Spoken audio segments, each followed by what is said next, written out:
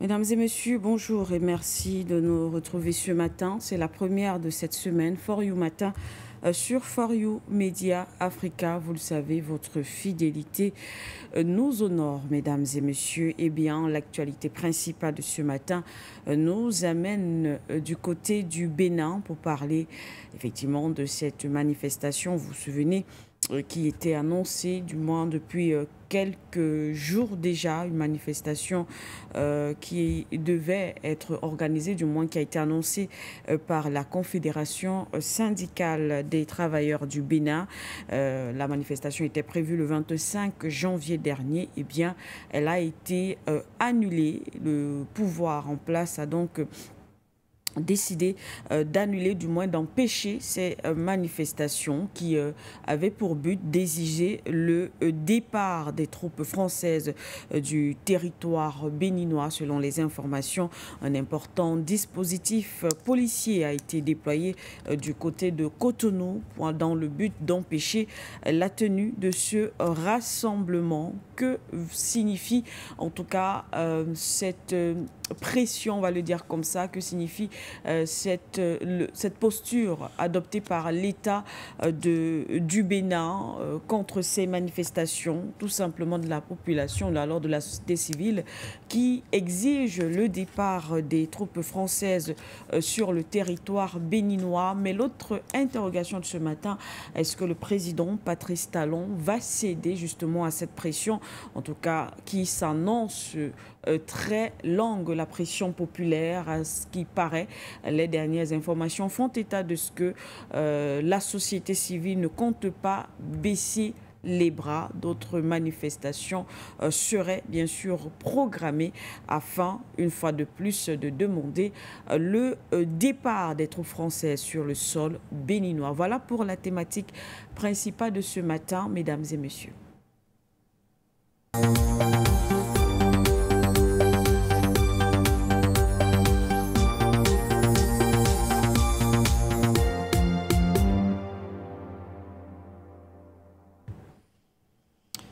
Merci une fois de plus d'être avec nous ce matin dans le cadre de For You Matin. Vous êtes bien sûr sur For You Media Africa, votre média panafricain. Une nouvelle semaine qui commence et voilà, manifestation du côté du Bénin annulée. Ce sera notre thème principal, mais on parlera d'une autre manifestation en accueil cette fois-ci au Tchad.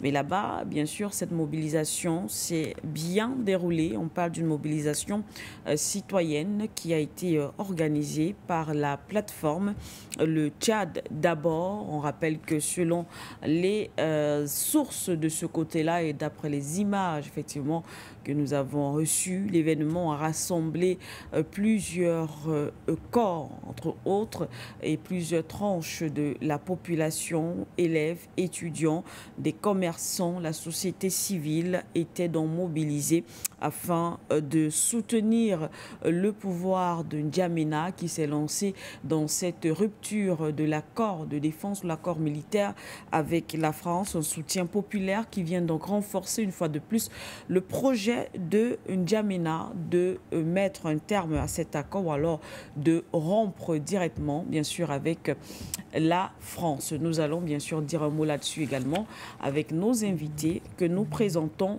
tout de suite. Tapé Grobera est avec nous ce matin dans le cadre de cette édition de For You Matin. Bonjour Tapé Grobera.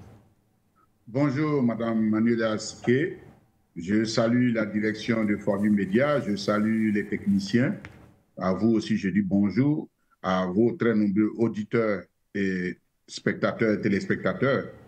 Et bien évidemment, je sais que je ne partage pas le tableau seul. Il y a des frères et des sœurs de manière, comment on appelle, anticipée. Je leur adresse déjà mes bonjours et leur bonne arrivée.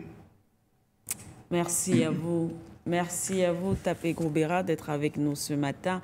Effectivement, vous n'êtes pas seul dans le cadre de cette émission. Monsieur Henri Atangana aussi nous accompagne sur For You Matin de ce jour. Bonjour, Monsieur Henri Atangana. Oui, bonjour, Madame Siké. Bonjour, je vous remercie de m'avoir invité. Bonjour à tous mes co-panélistes, à tous les téléspectateurs, afrocentristes, afrocentrés, émites, tous ceux qui partagent le combat panafricain, même si les sensibilités peuvent être différentes. Bonjour à mes copanélistes, bonjour à M. Tapé Gobera, que j'ai le plaisir de retrouver. Encore une fois, merci de m'avoir invité sur Forum Média Africain. Merci à vous, Monsieur Atangana, et l'autre invité de ce jour, Madame Labaroui, qui partage également ce plateau avec nous. Bonjour, Madame. Bonjour à vous, Madame Siké, bonjour à toute votre équipe de For You Media Africa, à vos invités, avec qui je partage avec un grand plaisir ce plateau. Bonjour à toute l'Afrique et merci de m'avoir invité encore une fois, Madame Siké.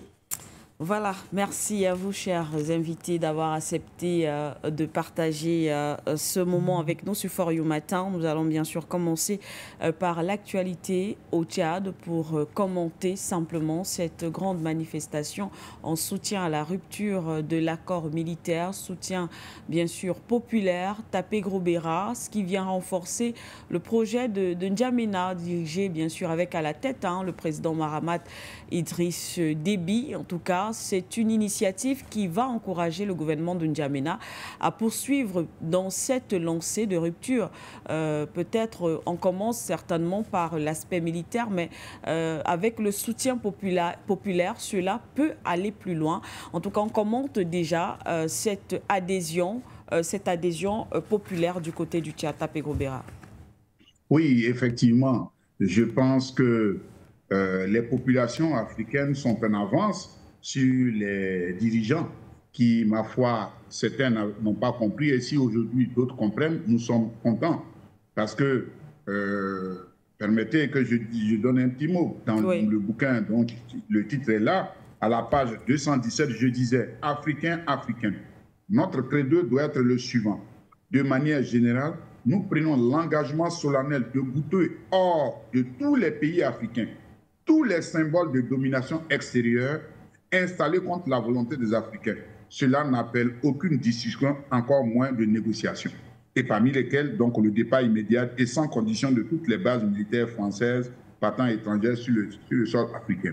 Donc, nous sommes contents de savoir que les populations sont dans la même dynamique, que ce soit au Tchad, que ce soit au Burkina Faso, que ce soit au Mali, que ce soit au Niger, en Côte d'Ivoire, etc., Cameroun, les populations ne sont pas d'accord qu'il y ait eu des installations, des signes de domination extérieure. Nous sommes fatigués de cela.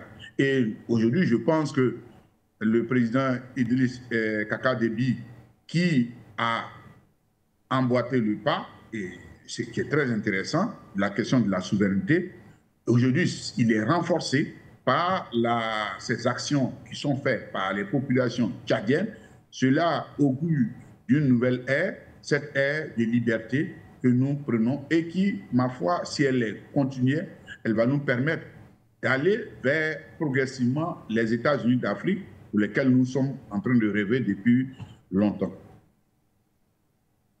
Ces États-Unis d'Afrique que certainement les peuples africains réclament et demandent. Nous allons poursuivre avec M. Atangana pour ce commentaire également autour de cette actualité. M. Atangana, cette mobilisation populaire au Tchad, c'est vrai qu'on a souvent vu les peuples, la population tchadienne se mobiliser plus ou moins, mais très rarement, vraiment très rarement, pour accompagner les décisions du gouvernement. Et là, on voit cette population qui est sortie pour dire oui à cette décision qu'a prise le président Mahamat Idriss Déby, c'est-à-dire rompre déjà ses relations ou alors cette coopération militaire avec la France. Oui, les populations africaines commencent de plus en plus à comprendre l'intérêt des manifestations populaires. D'abord, elles commencent à être de plus en plus éduquées, de plus en plus cultivées. Ça n'a plus rien à voir avec les populations africaines des années 1960, l'année pivot autour desquelles il y a eu les décolonisations. Nous étions quand même majoritairement des populations très peu lettrées. Ce n'est pas une spécificité des pays africains. Même en France, déjà, pendant la Deuxième Guerre mondiale, la majorité de la population était illettrée. Je crois d'ailleurs que On était quasi sûr dans les années 50 d'avoir un emploi en France quand on avait fini ses études primaires. C'est à peu près sûr qu'on aura un emploi de la fonction publique. Si je crois que dans les années 68, dans les années 60, où on demandait en France d'avoir au moins le bac pour être sûr d'avoir un emploi. Actuellement, ce n'est plus le cas. Même quand on est bac plus 5, on peut se retrouver sans emploi. La même chose dans les populations africaines, les populations sont de plus en plus cultivées. Elles sont de plus en plus informées. C'est-à-dire qu'il y a le monde moderne qui fait qu'il y a les moyens de communication de plus en plus développés. Et il n'y a plus cette même mise des moyens de communication sur les gouvernements. Pour rappel, les massacres qui ont été effectués dans les pays africains pendant les indépendances, et avant d'ailleurs, n'étaient pas dites aux populations occidentales. C'était les politiciens qui étaient au courant. Il y avait très peu de population, très peu de journalistes, de reportages qui ont fait des reportages dessus. Et ce n'était pas aisément diffusé. Alors que maintenant, l'information passe beaucoup plus facilement, d'où l'intérêt de l'information et de la culture. Ce n'est pas par hasard qu'après les indépendances, je situé le tableau, ils ont signé des accords coloniaux dans lesquels on retrouvait quoi? Nos programmes scolaires, l'éducation. Ce qu'on devait nous enseigner était contrôlé par eux. Ce n'est pas pour rien. Parce qu'en fonction de votre éducation, vous avez des réactions différentes. C'est bien que toutes les luttes, toutes les violences qui ont été commises par l'esclavage, la colonisation dans nos pays, les gens ne savent pas. Et c'est la raison d'ailleurs pour laquelle, pendant longtemps, les jeunes se disaient, si je veux m'en sortir, je vais en Occident. Mais s'ils avaient su que les Occidentaux n'ont fait que fouetter leurs parents sur les chemins de fer, ils auraient peut-être pas, enfin les Occidentaux, les Otaniens, même s'il n'y avait pas les Américains à l'époque, en tout cas les principales qui étaient à l'époque des puissances colonisatrices. Je pense qu'on devrait réfléchir par deux fois. Maintenant, dans certains pays africains, la mode consiste d'ailleurs pour les femmes à trouver leur blanc.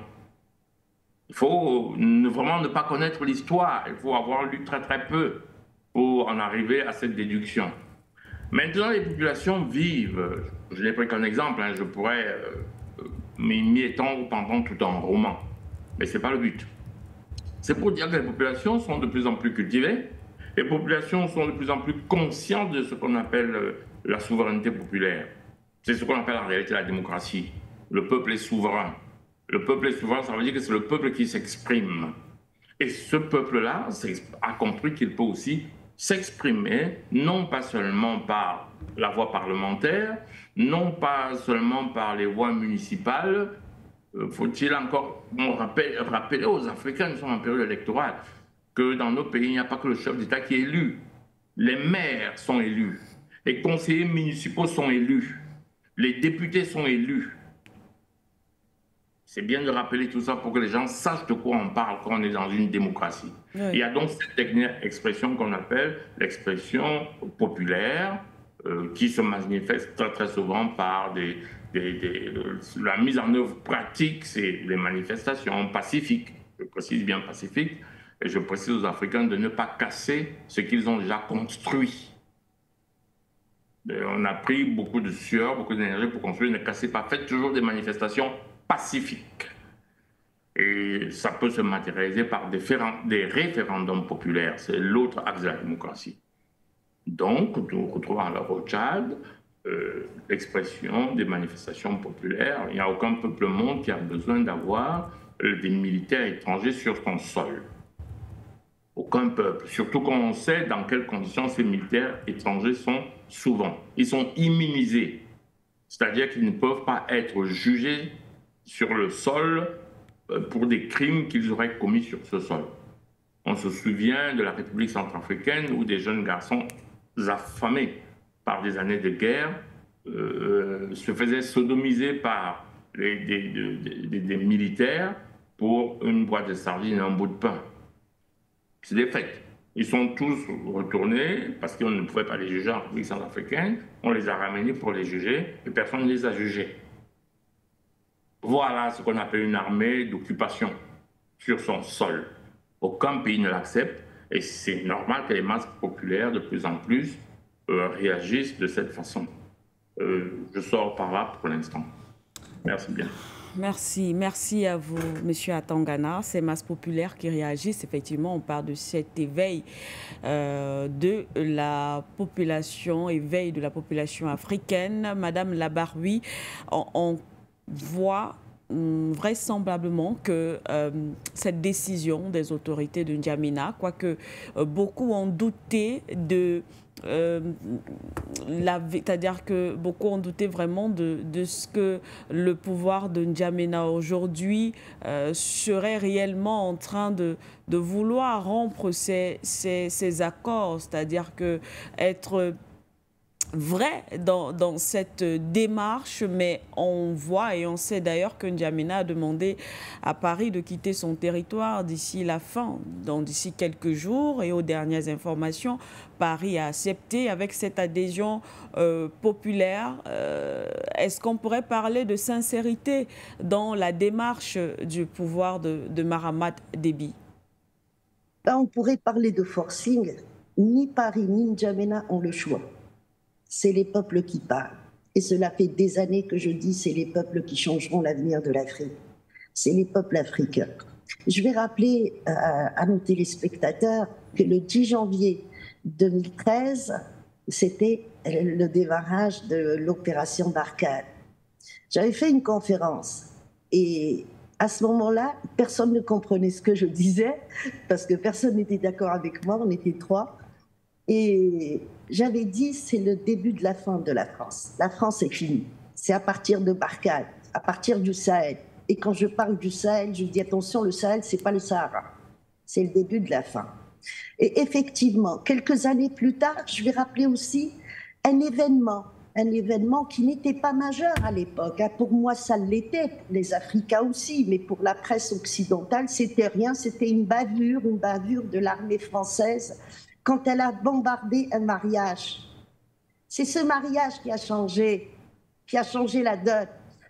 Les Africains aujourd'hui ont compris, ils ont compris qu'il leur faut la paix et la sécurité. Et la paix et la sécurité, on ne peut pas l'avoir avec des étrangers sur le continent, armés jusqu'aux dents, et qui ne savent pas faire la différence. Soi-disant qu'ils sont forts, mais ils ne savent pas faire la différence entre un convoi d'un mariage et entre des terroristes. Parce que pendant ce temps-là, presque au même moment, il y a eu un massacre d'un groupe terroriste à massacrer des civils.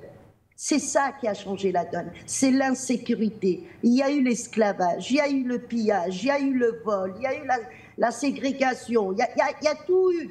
Et là, on arrive à ce qu'un père de famille ne peut pas protéger ses enfants, il ne peut pas protéger sa femme. Les groupes terroristes arrivent, ils pillent tout, ils volent tout, ils prennent tout, mais ils violent également. Et ils violent des enfants, des femmes.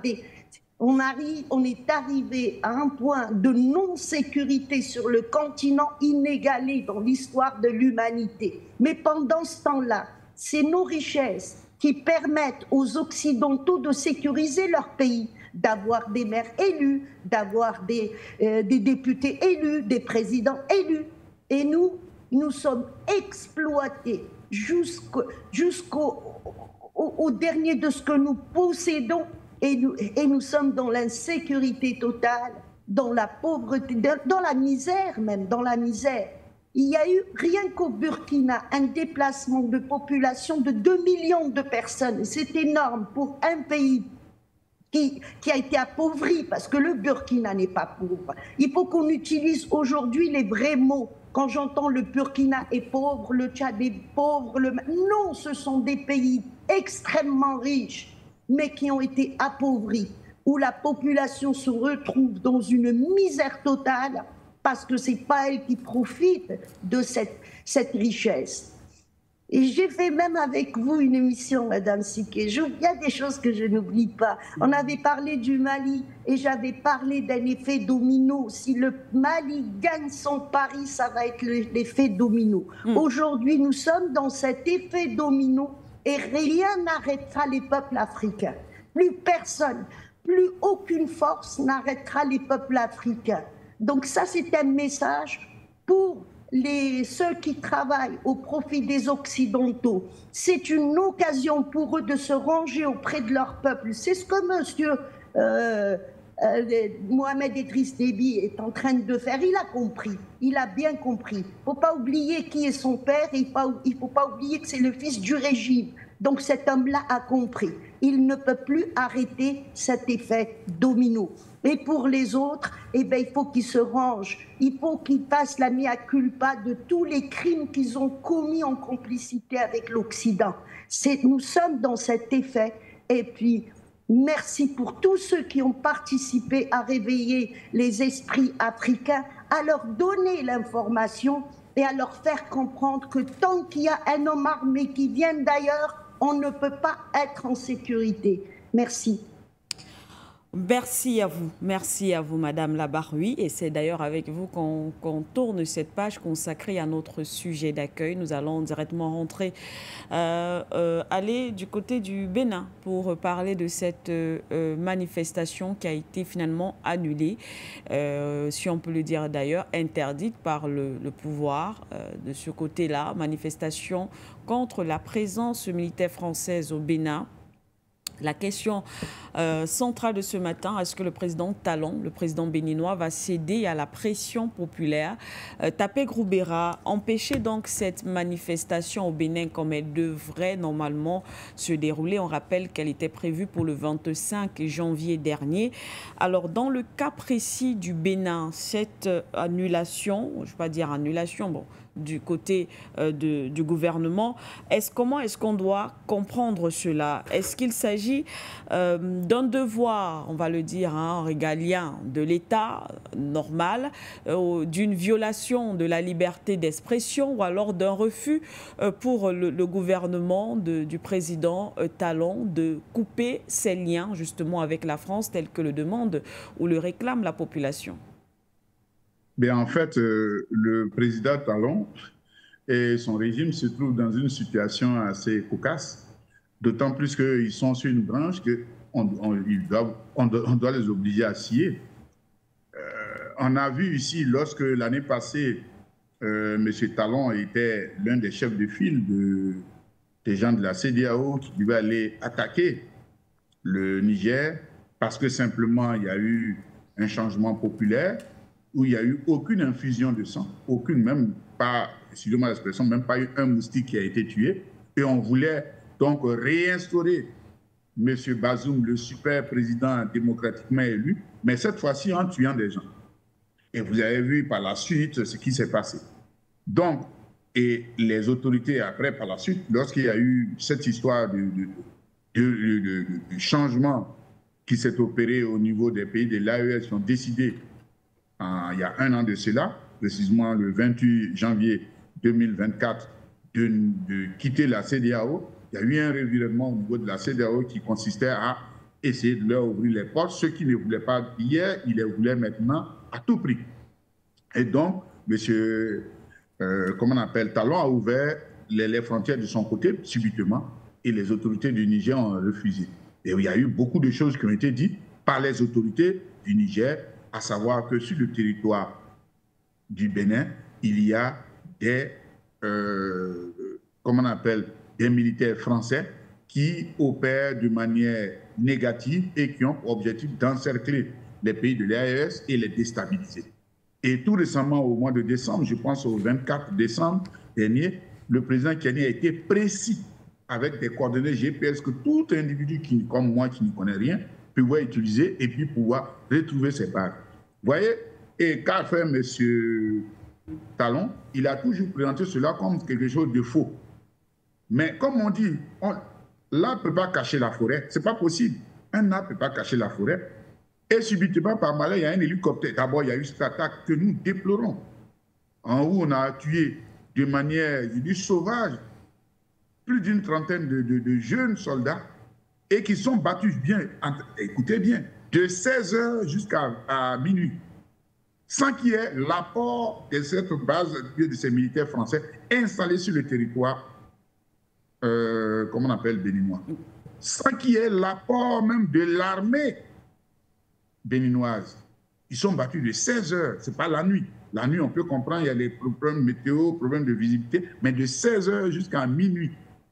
C'est là qu'il y a pu avoir ça. Il y a eu 8 heures de combat et qui en fait, il y a eu au moins, on parle d'au moins d'une trentaine de morts. Les populations savent que les gens sont en train de jouer et que les militaires français qui sont là ne sont pas là pour intervenir, pour protéger les Français. Pardon, les Béninois. Là, on aurait su, si les militaires français étaient intervenus, ça aurait été quelque chose d'intéressant. Mais ils ne l'ont pas fait. Ça veut dire qu'ils sont là pour d'autres objectifs dont a parlé le général Tiani. De ce fait, les Béninois disent, mais alors, qu'est-ce qu'ils font sur cette terre? Et donc, c'est pour cela les gens manifestent. Aujourd'hui, le refus de M. Talon d'autoriser cette manifestation n'est que la confirmation de ce qui avait été dit déjà par le président Tiani. Pour ceux d'entre nous qui encore émettaient des doutes, la vérité éclate là. Vous savez, les prochaines élections ont lieu, je crois, le 26 avril, en avril 2026. C'est-à-dire dans un an. M. Talon prétend qu'il ne sera pas candidat. Nous attendons d'abord de voir. On a vu d'autres qui ont déjà prétendu qu'ils ne seraient pas candidats. Après, ils ont trouvé des superfuges et puis ils se sont présentés en faisant un troisième mandat de la soi-disant deuxième République, ainsi de suite. Mais aujourd'hui, il y a une réalité. Ces mêmes voyous qui sont allés attaquer ces mercenaires à la solde des puissances impériales qui ont été attaquées ont été sauvagement neutralisés, ont été bien copieusement neutralisés par l'armée burkinabé. Donc cela démontre à souhait que des exemples qui se passent chez nous, à côté de nous, peuvent nous servir pour lutter efficacement contre ces mercenaires-là. Parce que moi, je ne parle plus de terroristes. Parce que quand vous parlez de terroristes, je dis bien un homme normal, sensé, ne peut pas se lever pendant, ou bien dire à sa femme et ses enfants, je suis terroriste. Et il va le faire pendant 2, 3, 4 ans. Ce n'est pas possible. C'est-à-dire que ça devient une activité. Quand c'est comme ça, c'est qu'il est payé. Parce que la cause pour laquelle, soi-disant, il se bat, elle n'est plus visible, à part le fait de recevoir des intérêts pécuniaires. Donc, vous convenez avec moi que ceux-là, il vaut mieux leur donner le nom, ce sont des mercenaires. C'est vrai que la plupart, souvent, sont des gens des régions africaines, mais il y a une grande masse des gens qui viennent de Syrie, d'autres qui viennent de l'Afghanistan, ainsi de suite. Donc, ce sont des mercenaires qui sont payés et qui ont pour objectif de déstabiliser les pays africains qui servent les intérêts des puissances occidentales qui ne veulent pas voir l'Afrique debout. Donc, ici, M. Macron, enfin, c'est la même chose. M. Talon ne fait que retarder le processus et ce processus-là, tôt ou tard, il va arriver parce que les populations du Bénin sont aussi des populations africaines qui vivent le jour au jour ce qui se passe à côté d'eux. Aujourd'hui, un pays comme le Bénin ferait partie de l'AES, quel serait le bonheur? Parce que là, on a un port, on n'a plus de problème puisque le pipeline qui part du Niger qui passe par là, c'est-à-dire que on rentre dans la dynamique d'ensemble. Malheureusement, pour l'heure, c'est retardé, mais on peut retarder pour quelque temps, mais pas pour toujours. Et c'est ça, le peuple bénin a pris rendez-vous à l'histoire. Est-ce que le peuple béninois va parvenir à mettre cette pression, en tout cas aussi longtemps, au président Patrice Talon, afin, du moins, est-ce qu'il va céder face à cette pression populaire? Monsieur Atangana, est-ce que cela confirme le fait que le gouvernement, parce qu'on a vu tout à l'heure du côté du Tchad, il y a eu une manifestation, peut-être parce que c'était en soutien au pouvoir en place, manifestation qui a été bien encadrée. Du côté du Bénin, on le voit, la manifestation, bien sûr, a été interdite par le pouvoir de Cotonou. On rappelle qu'il s'agit d'une manifestation, du moins il s'agissait de manifester contre la présence militaire française sur le territoire. Mais est-ce que le fait aujourd'hui que le gouvernement béninois ait interdit cette manifestation signifie forcément que les accusations qui avaient été portées par le Niger contre le pouvoir de Cotonou sont exactes? Oui, c'est difficile c'est une situation assez cocasse parce que vous avez un gouvernement qui dit qu'il n'y a pas de présence militaire sur son sol. Et vous avez les populations qui manifestent contre la présence militaire. Oui. C'est-à-dire qu'en fait, ils démontent la posture officielle du gouvernement. On a les pays voisins qui ont démontré par des images satellites qu'il y aurait une présence militaire. M. Talon a négligé ses preuves en disant que c'était des instructeurs. Je ne sais pas, les instructeurs ou présence militaire, je ne vois pas ce qu'il lui fait comme différence. La présence militaire, ce n'est pas forcément les troupes françaises, c'est pas pour lui la différence, c'est quoi? Il voulait quoi? Il voulait avoir des Français de souche avec des fusils d'assaut légers. À ce moment, il admet que c'est une présence militaire, ce qui est un non-sens. Rentrons dans le personnage, son profil psychologique. On se souvient de M. Talon pendant la guerre de l'Ukraine qui disait qu'il était inimaginable, impensable, qu'il y ait une guerre sur le sol européen. Alors on se disait, mais c'est parole de bon sens. L'ONU, ces institutions internationales, à la base, ont été créées pour qu'il n'y ait plus de guerre, pour que les pays arrivent à résoudre leurs problèmes dans des espaces de négociation. Les gens oublient que c'est pour ça qu'on a créé l'ONU. Sauf qu'il y a certains pays qui se sont dit, ben, créons peut-être l'ONU, mais nous devons prendre le contrôle de l'ONU. Et quand nous contrôlons l'ONU, on ne négocie plus, mais on fait notre volonté. Et l'ONU est devenue ça. On ne négocie pas. On fait la volonté des pays qui sont à la tête de l'ONU. Malheureusement, c'est un seul pays, les États-Unis, est allé au point de dire « le monde, c'est moi. Ce que je fais, c'est moi. Et c'est moi l'ONU. » Et il y aura une armée dans l'ONU qu'on appelle l'OTAN. Il faut comprendre tout ça pour comprendre exactement quels sont les profils, comment les gens regardent le monde. Et c'est d'ailleurs parce que les gens ne comprennent pas ça que les chefs d'État comme Talon ont un biais de regard sur le monde. Parce que quand il va nous dire qu'il ne peut pas avoir de guerre sur le sol européen, tout le monde applaudit. Le même Talon, le même, va demander de remettre, et M. Tapé Gourbera l'a rappelé, Bazoum au pouvoir par les armes en Afrique. Comment expliquer que le même Talon dit qu'en Afrique, il faut des armes, il faut faire une guerre pour remettre M. Bazoum au pouvoir? C'est-à-dire que le sang des Africains doit couler. Pour quelle raison? Pour ce que l'on appelle la démocratie. C'est quoi la démocratie? La démocratie, c'est la volonté populaire. Si la volonté populaire dit qu'elle ne veut pas de Bazoum, c'est-à-dire que, est-ce qu'il y a une volonté populaire imposée par des armées? À partir du moment où vous envoyez l'armée, c'est plus la volonté populaire. C'est un non-sens. C'est-à-dire qu'on va imposer un président élu par les armes, parce qu'il a été démocratiquement élu. Je sais pas, en réalité, vous avez des gens comme M. Talon qui sont en réalité, c'est des Africains qui ont été traumatisés par l'esclavage, la colonisation et tout ça. C'est-à-dire que pour lui, ce qui est bien, c'est ce qui sonne occidental.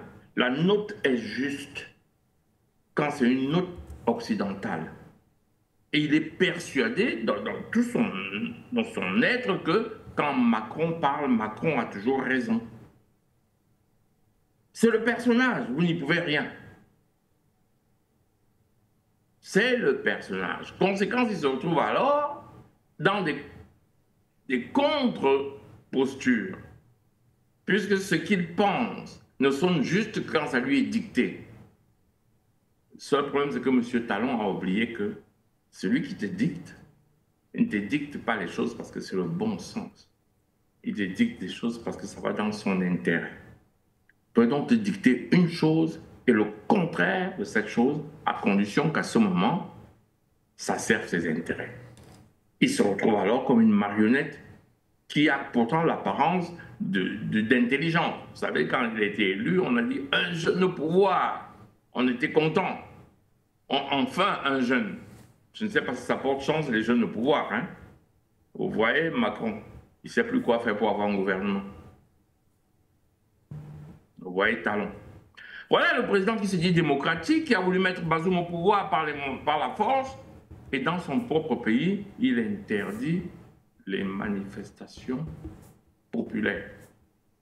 Comme je l'ai dit à l'entame de ce débat, c'est pourtant les manifestations populaires qui sont l'expression de la démocratie.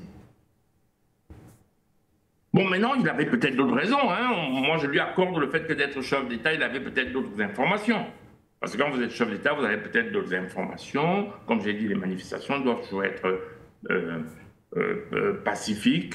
Peut-être qu'il avait les informations ou des risques de casse, auquel cas il a interdit la manifestation. À ce moment, il explique.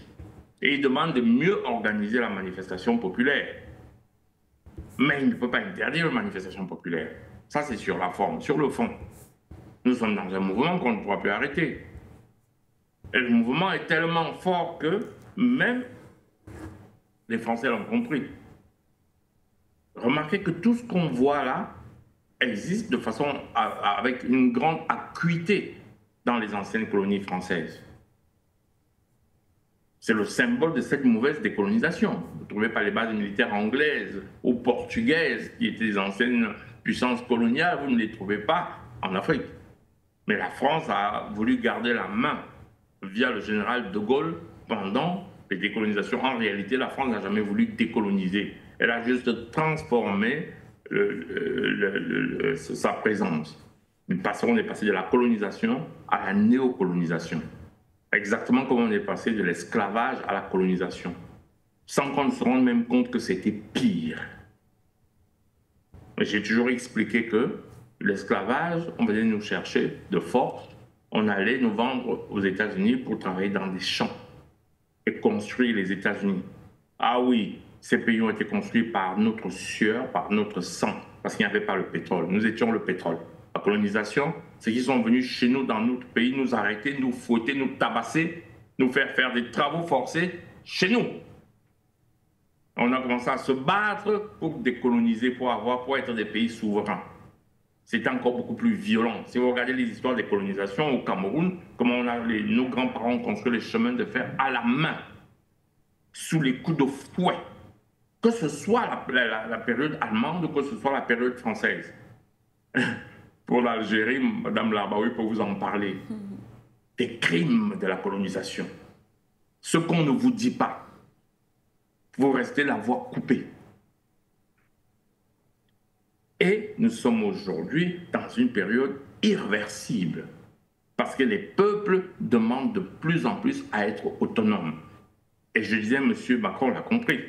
Vous vous souvenez quand il y a eu les premières manifestations, le départ des armées françaises au Tchad, et je vous avais dit, écoutez bien, le narratif a changé. C'était sur votre plateau, je crois que c'était avec vous, Madame Siké. Je vous ai dit, écoutez, il parle maintenant de rétrocession. Et je vous ai dit, retenez ce mot. C'était la première fois qu'il parlait de rétrocession. Qu'est-ce qui s'est passé au Sénégal, en Côte d'Ivoire? Ils ont utilisé le même mot, rétrocession. Et pourquoi je disais ça? C'est parce que les Français ont changé de posture. Et qu'est-ce qui s'est passé? Monsieur Macron vous a expliqué que non, c'est lui qui avait décidé. Il a juste laissé que ces pays l'annoncent. Je vous avais dit, c'était la première fois que je vous avais dit, écoutez bien le mot rétrocession. Le mot a changé. On en reparlera. J'étais avec vous. Et ça s'est passé exactement comme je vous ai dit. Parce que la France a compris qu'il y a une volonté populaire, les populations n'acceptent plus. Et ils essaient alors de passer encore à la néocolonisation 2.0. C'est ça qu'ils organisent. Alors que leurs généraux vous disent qu'ils vont revenir vous coloniser sous d'autres formes avec tous les moyens de l'Europe. Ils vous disent, mais tiens, finalement, on a compris, on s'en va. On a négocié avec vos chefs d'État. Et ce chef d'État ne savait pas que derrière ces mots, en fait, Macron a anticipé pour ne plus subir les humiliations de l'AES. Vous n'avez pas compris ça? C'est pour ça qu'on a parlé de rétrocession. C'est une forme d'anticipation. Et même le colon a déjà compris, mais Talon n'a pas encore compris. Il n'a pas encore compris que la force est irréversible. Même si le colon, lui, il cherche, il est en train de calculer, en train de se demander comment revenir, comment garder sa colonisation. Parce qu'il n'en démord pas. La France ne veut pas décoloniser. La France ne veut pas vivre. On comprend pourquoi. Ils avaient les matières premières gratuitement par le franc CFA. J'ai déjà expliqué 1000 fois. Mais je ne m'arrête pas d'expliquer que si je bats votre monnaie, je n'achète pas chez vous. Je vous redis, si je bats votre monnaie, je n'achète pas chez vous, je prends. Il y en a qui pensent que c'est bien le franc CFA. Oui, il y en a quelques lobotomisés africains qui disent « Ah oui, mais regardez, certains pays sont sortis et sont revenus de l'Algérie. L'Algérie utilise le franc CFA. » Pourquoi vous ne prenez jamais ces exemples-là? Ils utilisent le franc CFA et non plus le franc CFA. Et il y a certains Africains qui vous font des philosophies pour vous expliquer « Attention, attention, on ne serait pas capable de gérer une monnaie. » Les talons, il y en a plein en Afrique. Hein. Ils sont convaincus que le maître a raison. Ils sont convaincus, ils sont nés dedans. Et M. Talon n'a pas encore compris que non, il doit écouter la souveraineté populaire. C'est ça, être chef d'État. C'est mettre en œuvre la souveraineté populaire. Je vais sortir par là. Merci à vous, Monsieur Atangana. Monsieur Talon n'a pas encore compris qu'il faudrait bien sûr mettre en œuvre la souveraineté populaire. Merci infiniment, Madame Labaroui. Au regard, en tout cas, si on s'en tient aux analyses des panélistes, hein, l'écart se creuse donc de plus en plus entre le pouvoir de Patrice Talon et bien sûr le peuple béninois, et surtout sur un sujet qui intéresse fortement non pas seulement le peuple béninois mais d'ailleurs toute l'Afrique, le départ des troupes françaises sur le territoire. Mais ce qu'on sait également, Madame Labaroui, c'est que Tapé Gobera le rappelait d'ailleurs tout à l'heure, je pense bien Tapé Gobera, Monsieur Talon a déclaré qu'il ne sera pas candidat à la prochaine élection présidentielle dans son pays. Alors on a l'impression que M. Talon essaye en tout cas de maintenir cette balance, éviter du moins jusqu'à son départ, ne pas être, c'est-à-dire ne pas se mettre à dos non seulement la France, mais de l'autre côté, ne pas également se mettre à dos sa population, essayer de maintenir cet équilibre-là entre ces deux forces, le temps de son mandat. Il n'y a pas d'équilibre, Madame Siké, il n'y a pas d'équilibre. Et cet homme-là, il est arrivé comment au pouvoir? Vous savez comment fonctionne le colon? Il vous met la liste de 3, 4, 5 personnes. C'est lui qui les a choisis et il vous dit, voilà les candidats.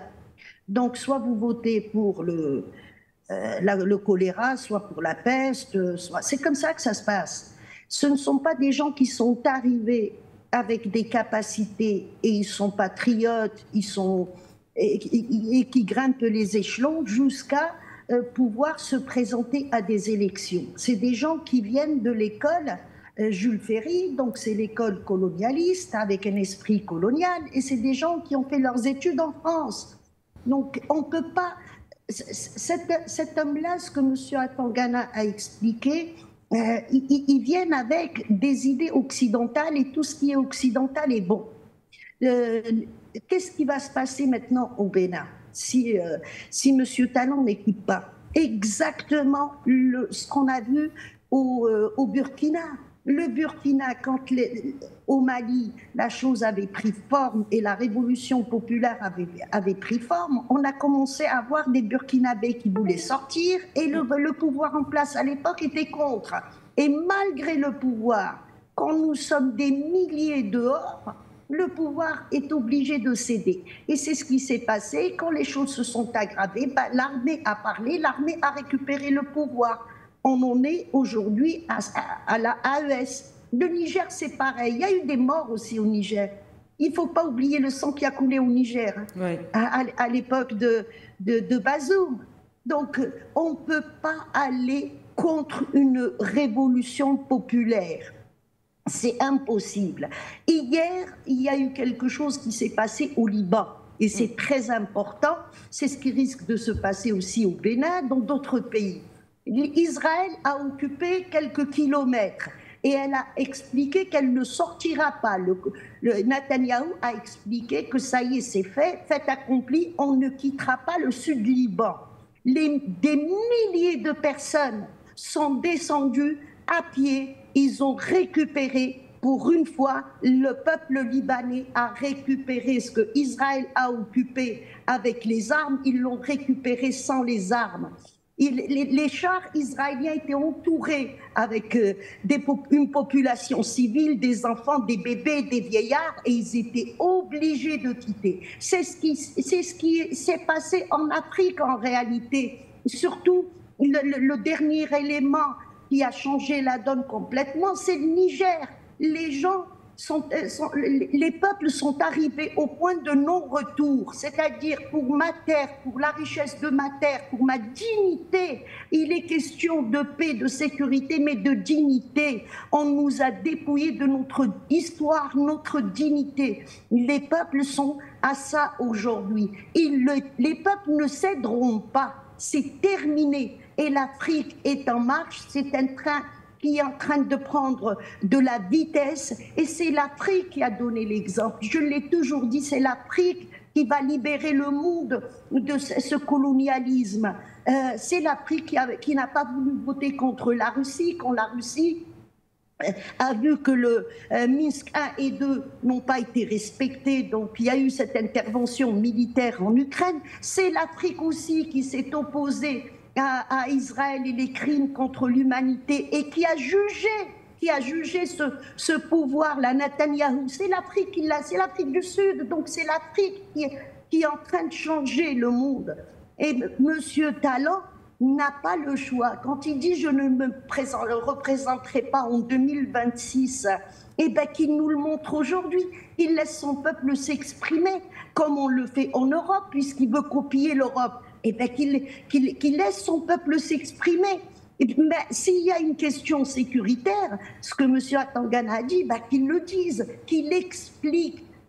Nous avons eu l'habitude en Afrique d'avoir des gens en place couverts par l'Occident.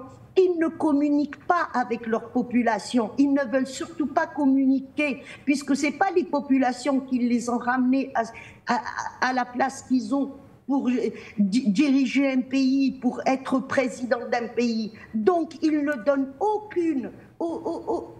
aucune explication à leur peuple. Comment se fait-il qu'avec 10 000, 12 000 soldats sur le continent, la France a continué à dominer? Est-ce que les 12 000 soldats pouvaient faire face à tous ces peuples africains? Non, c'est avec ces endocolons qu'ils ont réussi à se maintenir sur le continent. Maintenant, ces endocolons sont minoritaires par rapport au peuple africain, par rapport à la dignité des peuples africains aussi, ça il faut le dire. Nous voulons vivre sur notre continent avec la dignité. Si j'avais eu le choix, moi je suis une victime du terrorisme, moi je serais restée dans mon pays.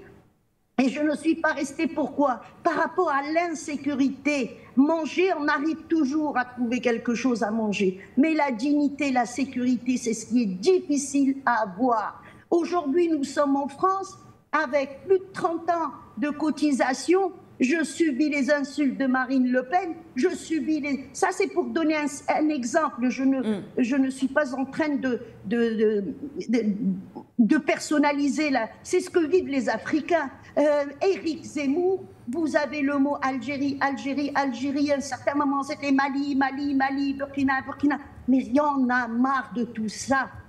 Il y en a marre. On veut être sur notre continent avec notre dignité. On travaille, on progresse, on avance. C'est tout ce que les peuples africains demandent. Ils ne demandent pas la charité, ils ne demandent pas avoir des ONG chez nous sur le continent pour espionner tout ça. Nous demandons à vivre comme tout le reste du monde, qu'on nous fiche la paix une fois pour toutes. Et c'est ce qui va arriver à M. Talon. Un jour, il va y avoir un déluge de personnes dehors à lui dire « toi aussi dehors ». Dehors, si tu veux, l'Occident, va vivre en Occident.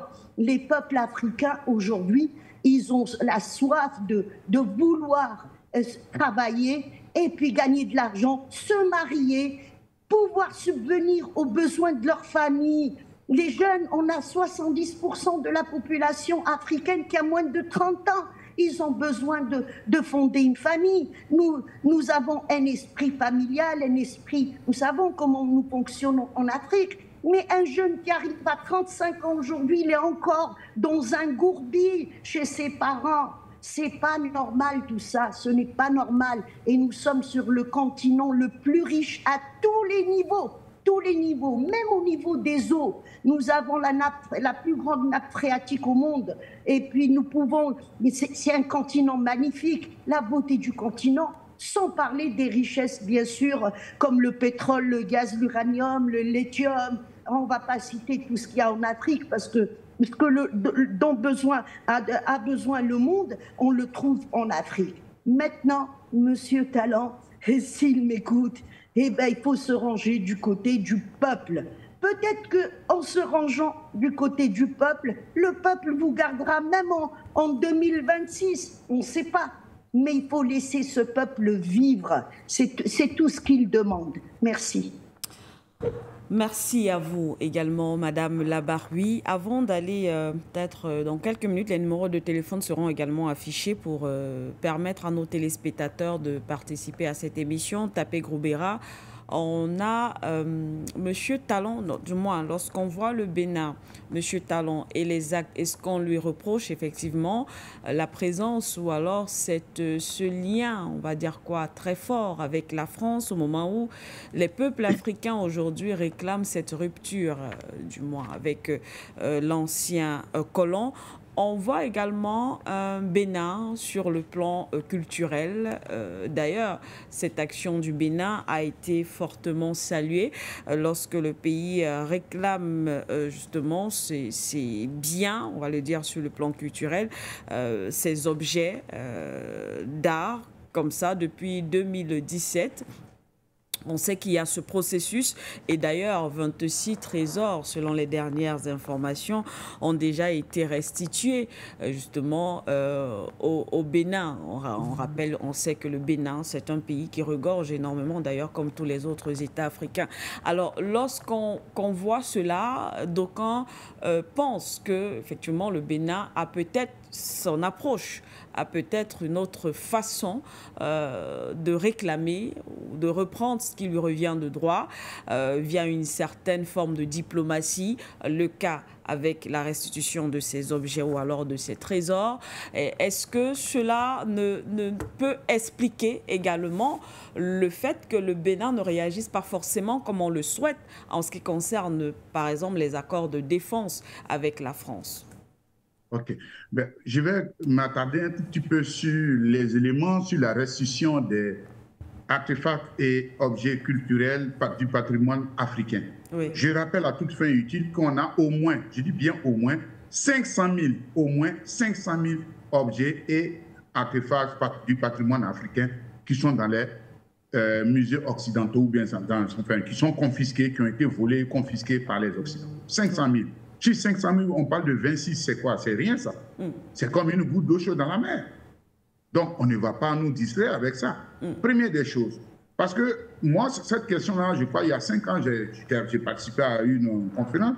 Oui. Et il y a quelqu'un, c'était ici en Belgique, qui avait dit, ben, écoutez, on veut bien vous restituer, mais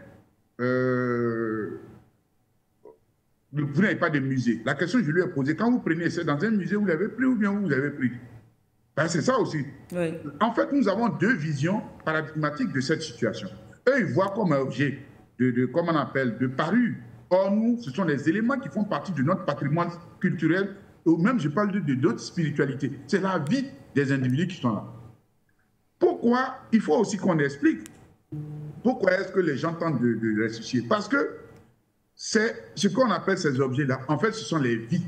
Et il y a des énergies qui ont commencé à renaître à travers les rituels qui ont été faits par les Africains. À tel enseigne qu'en Europe, en Occident ici, il y a des gens qui ne doivent pas toucher une touche et qui ont perdu la vie. Donc les gens savent qu'il y a un danger, ils les guettent. C'est pour cela, pourquoi ils ne ressuscitent pas tout? Parce qu'ils savent que quelques-uns qui ont régénéré leur énergie intérieure et qui ont envoyé les gens dans l'autre côté, ils ont vu qu'ils étaient dangereux. Voilà pourquoi ils les sélectionnent. On leur dit, ben, on préfère les évacuer pour que les Africains continuent de s'occuper d'eux. Mais sinon, ce n'est pas de bon cœur. Donc, on ne peut pas mettre ça à l'actif de M. Talon. D'autant plus que quand vous prenez un monsieur comme Zinsou, qui est aussi un élément de la France-Afrique, comme on appelle sa fondation, qui est dirigée par sa fille, c'est tout dans cette logique. Donc, je veux dire, ce n'est pas à mettre ça au bénéfice de M. Talon. Oui. Loin s'en faut. Ce n'est pas à mettre ça au bénéfice de M. Talon.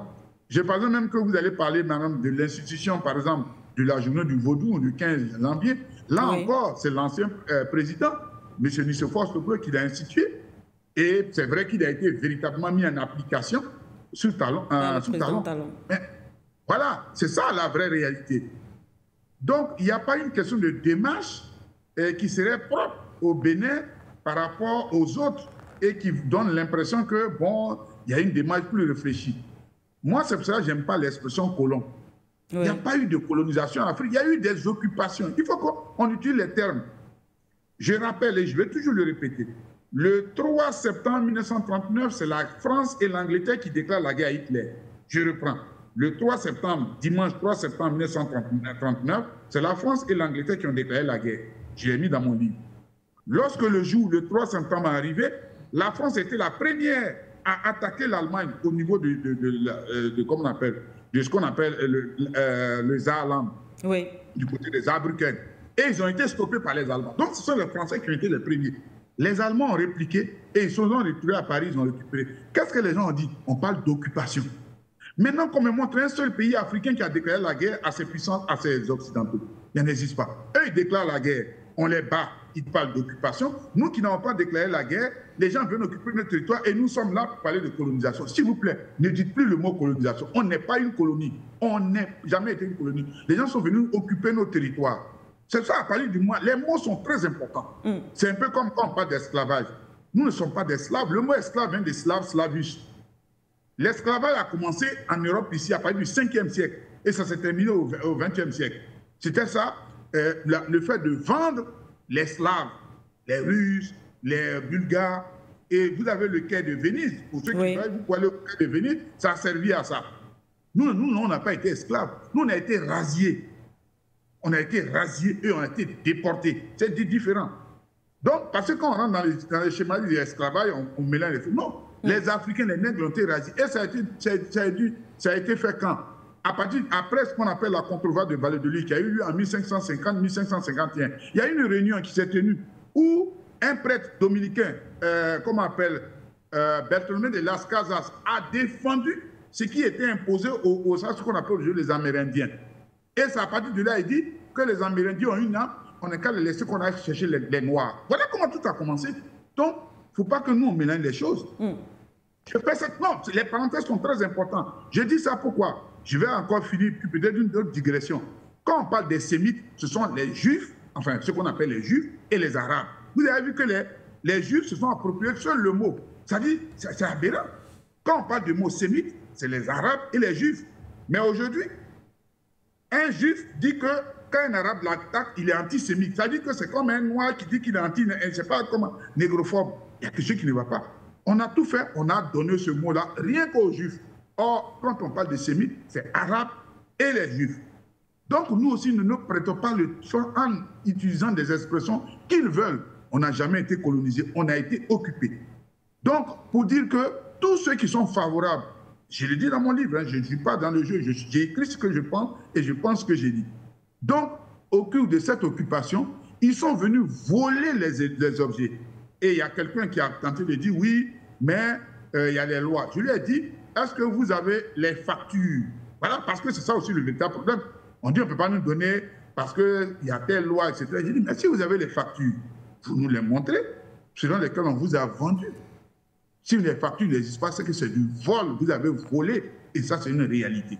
Donc, pour ne pas trop m'éloigner et revenir à la thématique dont il s'agit, il n'y a pas de démarche différente des pays africains. Tous les pays africains aspirent à un border. Oui. Aujourd'hui, je l'ai dit dans mon livre, quand M. De Gaulle arrive, la première des choses, en février 1966, il est écrit, alors que les États-Unis ont participé à la libération de la France, il est écrit pour qu'il y ait départ des soldats, comment on appelle, américains sur le territoire. Lui, il est écrit. Et les 185 bases qui étaient installées là sont parties. C'est d'ailleurs comme ça que le siège de l'OTAN est passé de la France, il est arrivé aujourd'hui en Belgique. Mais avec volonté des pays de la Belgique. Mais nous, ces bases qui sont installées, ou bien tout ce qui a été pris, a été fait contre la volonté des Africains. On va même plus loin, c'est d'ailleurs dans ce sens que j'ai écrit mon livre, on va même plus loin, des bourreaux de l'Afrique, des bourreaux. Hein. Quand vous prenez un monsieur comme Gallieni, ça c'est le Hitler des Malgaches. Quand De Gaulle, ça c'est toute l'Afrique. Ils sont comme ça, j'en cite. Donc on prend ces bourreaux d'Afrique et on leur donne des rues. Mais ça veut dire que nos ancêtres sont en train de souffrir. Alors que nous, on ne met pas en avant nos ancêtres, on met les ancêtres des autres en avant. Il faut qu'on arrête ce genre de jeu-là. C'est d'ailleurs pour ça qu'il faut que M. Talon sache que le vaillant peuple du Bénin, que moi j'ai eu la chance de côtoyer, et qui était un peuple vaillant, qui était un peuple qui est trempé dans sa tradition, demande simplement que le territoire soit libéré. Quand vous allez à Ouida et que vous devez faire ce qu'on appelle les 7 tours. Pour ceux qui ont la possibilité, allez-y à Ouida. Vos larmes coulent. Parce que vous avez ce qu'on appelle, je vais finir par là, la maison avant le départ. C'est-à-dire, c'était un trou qu'on a creusé. On prend nos parents, entre-temps, avant qu'ils soient embarqués, les fous dans ce trou-là, et il n'y a pas d'électricité pour qu'ils perdent l'usage de tout.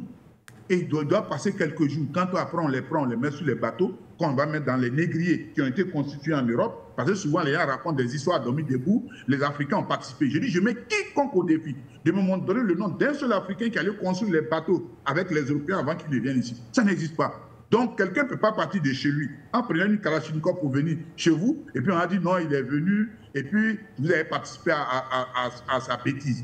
Les Européens, quand ils venaient, ils ont construit d'abord les négriers avant de venir les bateaux, dans lesquels tout était disposé. Donc ils sont venus avec une intention bienveillante. Ce n'est pas une question de participation des Africains. Tout ça, c'est autre chose.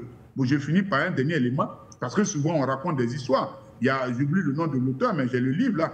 Est-ce que vous savez que vous pouvez taper sur Google, vous pouvez avoir le livre, les enfants d'Hitler, les soldats juifs d'Hitler. Vous savez, il y a eu combien? Il y a eu 150 000 juifs qui étaient dans l'armée d'Hitler. On n'en parle jamais et c'est nous qu'on veut accuser chaque fois qu'il s'agit d'Afrique. Donc, pour ce qui est de cette situation-là, M. Talon doit savoir que le peuple vaillant du Bénin est en harmonie avec tous les peuples africains et nous exigeons ici et maintenant le départ sans condition de toutes les troupes d'occupation. D'autant plus que ce qui s'est passé déjà au mois de janvier est très grave. Ils étaient là, je vous ai dit, de 16h jusqu'à minuit, les enfants qui venaient à peine de sortir de l'école se sont battus et malheureusement, beaucoup sont passés de l'autre côté alors que l'armée française est là. Donc, ce qui veut dire son rôle, c'est la déstabilisation des pays de l'AES. Or, les Béninois sont solidaires du Burkina, du Mali et du Niger. Je m'excuse parce que j'ai une préoccupation, c'est ce qui fait qu'un rendez-vous, je dois malheureusement partir. Merci pour l'invitation. Merci à vous, Tapé Grobera. C'est d'ailleurs pour cela, effectivement, que nous avons passé la parole bien avant. Si la réalisation peut arrêter... Voilà, merci. C'est pour cela que nous avons passé la parole bien avant d'aller au standard. Merci en tout cas d'avoir été avec nous, Tapé Grobera. Malgré vos occupations, vous êtes venu tout de même partager ce petit instant avec nous. Merci infiniment et très très bonne matinée de votre côté. On va poursuivre donc au standard avec les téléspectateurs avant de revenir sur le plateau avec les autres invités. On va prendre M. Gérard depuis la Côte d'Ivoire. Bonjour. Bonjour, Madame Manuela Siké. Bonjour. Et bonjour à tous vos invités, à tous vos techniciens. Ce n'est pas... c'est Richard de la Côte d'Ivoire. Richard. Okay. Merci. Concernant les manifestations, la manifestation qui a été annulée au Bénin, j'avais dit ça un jour où cette thématique-là a été présentée. Je disais que une telle manifestation contre la présence de l'armée française devait être une manifestation spontanée, de sorte qu'ils ne pouvaient pas avoir le temps de pouvoir contrecarrer. Mais quand ils ont annoncé et qu'ils disent qu'ils vont prendre des dispositions pour faire cette manifestation, je vous ai dit ça, c'était déjà un échec. C'était un échec, ça ne pouvait pas réussir. Et puis voilà, la vérité est là. Et donc, je pense que les Béninois, quand ils doivent manifester, ils n'ont pas besoin de l'approbation de choses qu'on appelle de leurs gouvernants. En fait, il y a deux types de manifestations. Moi, je ne suis pas juriste, je ne suis pas imbu des lois des pays, mais je pense que une manifestation telle qu'elle est connue, ça c'est un truc qui est spontané, c'est une réaction du peuple. Et donc ça, il n'y avait pas besoin de chercher à prendre l'accord des gouvernants et tout et tout. Les gars devaient être sur le fait, et puis maintenant, bon, la manifestation allait prendre. Mais si vous voulez discuter avec vos dirigeants, que vous-même vous savez qu'ils sont corrompus, les dirigeants qui vous ont dit que l'armée française, il n'y a pas un seul soldat français sur le territoire béninois. Mais comment est-ce que vous voulez que cette personne puisse admettre qu'il y a une manifestation contre ce que lui-même il réunit? Donc, je pense que Talon est dans sa droite ligne. Même si c'était moi-même, je vais refuser cela. Parce que j'ai déjà dit que c'est des personnes qui n'existent pas chez moi. Bon, ce qui n'existe pas chez moi, comment est-ce que je vais permettre une manifestation contre ce qui n'existe pas chez moi? Ah, mais c'est ça. Et donc, il est dans sa logique. Mais je pense que l'erreur est venue de la société civile et des syndicats béninois, parce que là, ça devait être spontané et puis bon, ils allaient pouvoir manifester. Voilà, c'est ce que je voulais dire aussi. Et maintenant, excusez-moi, j'ai été, disons, outré par rapport à une émission que j'ai suivie en Côte d'Ivoire. Ici, je vais taire le nom de cette émission-là, mais il y avait un monsieur qui, ce qu'on appelle, un journaliste qui était sur le plateau, Alafé Wakili, qui vraiment de façon, chose qu'on appelle, méprise, excusez-moi, c'est pas Alafé, excusez-moi, ce n'est pas Alafé, c'est Conan, qui de façon méprisante parlait du passeport de l'AES. Vous voyez, nous sommes tous africains, nous sommes tous africains. On peut avoir des positions divergentes, ça c'est sûr. Même les Occidentaux que nous croyons unis et forts là, ils ont des divergences, mais les divergences là, ils ne les exposent pas. Ils ne les exposent pas. Mais comment est-ce que toi, un journaliste, tu peux te permettre de mépriser, de parler avec vraiment chose qu'on appelle, je ne sais pas comment qualifier pour ne pas être désagréable, mais j'étais vraiment chose qu'on appelle choqué et puis attristé. Comment tu peux minimiser et mépriser le passeport d'un pays parce que seulement ils se sont retirés de la CEDEAO? La CEDEAO, c'est quoi? La CEDEAO a apporté quoi? La preuve, le parlement de la CEDEAO, il y avait ce qu'on appelle le député sénégalais. Quand il allait intervenir tout le temps à ces assises-là, mais les gens ne faisaient que l'interrompre. Et c'est à cause de ce député sénégalais-là à qui je dis vraiment merci et que Dieu le bénisse, que nous avons compris que vraiment la CEDEAO, c'était un foutoir, excusez-moi de ce mot, mais c'était un foutoir. Et donc, si des personnes se retirent de ces bêtises-là, je ne vois pas pourquoi est-ce qu'on va les jeter l'anathème. Si la Côte d'Ivoire veut, on continue dans nos bêtises dans lesquelles nous sommes. Si vous voulez être des sous-hommes, bon, on est des sous-hommes, on continue, mais ne méprisez pas les autres nations. Ne méprisez pas les autres nations. Ce n'est pas parce qu'ils ont une forte communauté chez nous que vous allez penser que oui, par rapport à ça, donc les gens vont céder à vos injonctions. Non, loin de là. Vous pensez que ce pays-là, il n'est pas capable de s'occuper de cette population-là. Mais vous allez voir, je vous donne jusqu'à 10 ans et Dieu va nous dire ce qu'il en est réellement. Mais ce n'est pas sérieux. C'est vraiment pas sérieux. Ça a été méchant de la part de ce journaliste-là.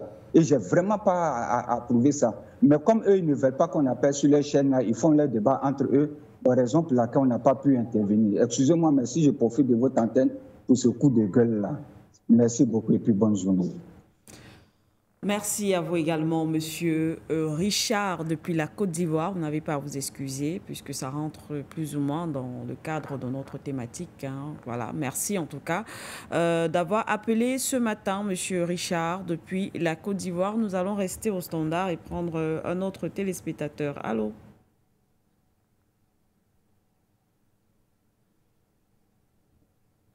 Allô? Merci en tout cas d'avoir appelé ce matin, monsieur Richard. Allô, allô, bonjour.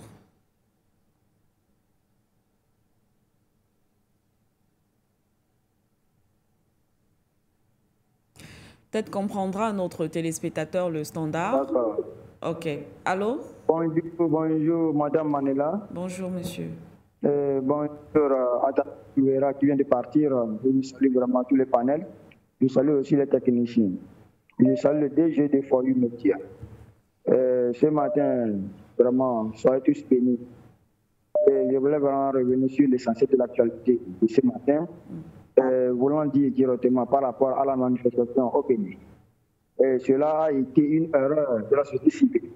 Aujourd'hui, j'accuse tous ces gens de personnes qui ont mis la population dans ce genre de choses parce qu'ils ont donné une lueur d'espoir à la population pour pouvoir dégager ce que nous appelons toujours les troupes françaises étrangères en Afrique et précisément au Bénin. Mais si cela n'a pas été reçu, cela veut dire qu'il y a eu des malentendus entre la société civile et le gouvernement. Et pour cela, je voulais dire à la société civile que c'est une erreur qu'ils ont. En réalité, ils ne devaient même pas avoir une discussion entre le gouvernement et la société civile. Ça devait être en même temps une manifestation pour que l'assaillant ne puisse même pas pouvoir contrôler cette manifestation. Et cela va porter vraiment cette manifestation à un niveau où le gouvernement sera obligé maintenant de pouvoir mener ce que la population fait. Mais si aujourd'hui, cela n'a pas été fait, cela veut dire que c'est une erreur faite par ces gens de personnes qui ont organisé cela. Donc, c'est ma petite contribution ce matin. Passez une bonne journée. Merci à vous. Merci beaucoup et très très bonne journée. Merci pour cette contribution. Nous restons au standard. Allô? Bonjour, Manuel Sipou. Bonjour, monsieur. Bonjour à tous vos invités. Bonjour à toute l'Afrique. Moi, c'est Bernard Mbonga depuis le Cameroun. Bienvenue, monsieur. Ma contribution ce matin, c'est juste un message à nos leaders, à nos chefs d'État, pour leur dire que nous sommes des Africains et déterminés. Nous sommes debout comme un seul homme pour libérer l'Afrique. S'ils ont signé leur truc avec la franc-maçonnerie, ça n'a rien à voir avec le peuple africain. Nous n'avons pas fait de compromis avec la franc-maçonnerie. Alors, il est temps pour eux de dégager, de nous laisser connaître aussi le bonheur. Parce que le peuple africain a aussi le droit de connaître le bonheur. Nos enfants ont besoin de connaître le bonheur, ont besoin d'aller à l'école, ont besoin de se soigner, ont besoin de voir leur pays se développer. Alors, M. Talon, s'il est intelligent, s'il a encore un peu d'humanisme en lui, qu'il laisse son peuple se manifester. Il a l'occasion de sortir par la grande porte. Mais s'il s'entête, il sortira par la fenêtre. Et il ne connaîtra pas une retraite méritée. L'Africain ne tue pas son frère. Il peut se retirer et il va jouir d'une bonne retraite. À tous les autres, c'est le même message que je passe. Il est temps. Nous ne sommes pas là pour liquider nos frères d'après ce que l'Occident nous a imposé. Non. L'esclavage est terminé. Il ne faut pas qu'au XXIe siècle, ces gens cherchent encore à nous maintenir dans des choses qui n'ont pas de tête ni queue. Pour les autres, je leur lance ce même message. Ils ont maintenant la possibilité de se retirer et de laisser les choses aller tout seul. En Côte d'Ivoire, c'est aberrant de voir un éminent économiste comme M. Alassane Ouattara dire que le franc CFA est une bonne chose. En quoi est-ce que le franc CFA peut être une bonne chose pour l'Afrique? Vraiment. On comprend qu'ils ont dealé, ils ont fait leurs choses là-bas, mais qu'ils ne nous entraînent pas dans leurs histoires-là. Je tiens à remercier le promoteur de For You Media. je vous félicite pour votre travail depuis Afrique Média. Et je vous dis, toute l'Afrique est derrière vous et vous avez le soutien de toute l'Afrique. Merci beaucoup. Bonne journée. C'est nous qui vous remercions, Monsieur Mebenga. Merci également d'avoir appelé. Merci surtout pour ce soutien que vous apportez à For You Media Africa. Merci infiniment. On va poursuivre et prendre notre téléspectateur au standard. Allô? Bonjour l'Afrique, bonjour. Bonjour. Bonjour à tout le monde, et bonjour au panel. Et merci pour ce que vous faites chaque matin pour nous. Ici, c'est Nakom Kofi. Okay. Je vis au Ghana maintenant depuis 6 mois. Et j'étais ici quand les élections se sont passées. Bien sûr, le président a l'intention panafricaniste. Mais comme je l'ai toujours dit, il faut toujours regarder le gouvernement que le nouveau dirigeant amène avec lui. Nous avons remarqué qu'il y a un pipeline que les colons ont bien organisé. Il y a toujours le ministre des Finances, de l'économie, des mines et de l'énergie que la population ne connaît pas. D'un seul coup, on vous donne le nombre de ministres avec des noms peut-être autochtones, peut-être chrétiens ou autochtones. Et c'est les mêmes gens, parmi ces ministres-là, qu'un devient Premier ministre et après, il est candidat pour la présidence.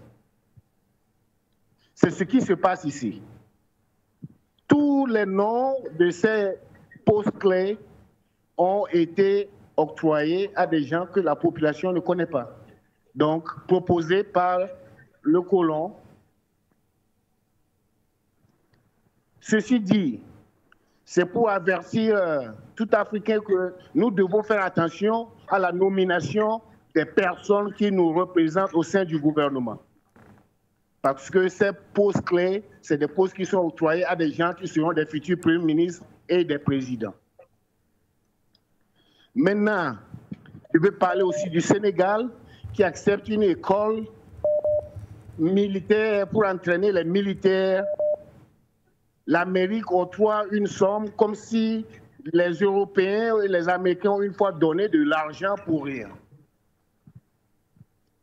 Nous, on a besoin de ces Européens pour venir nous entraîner.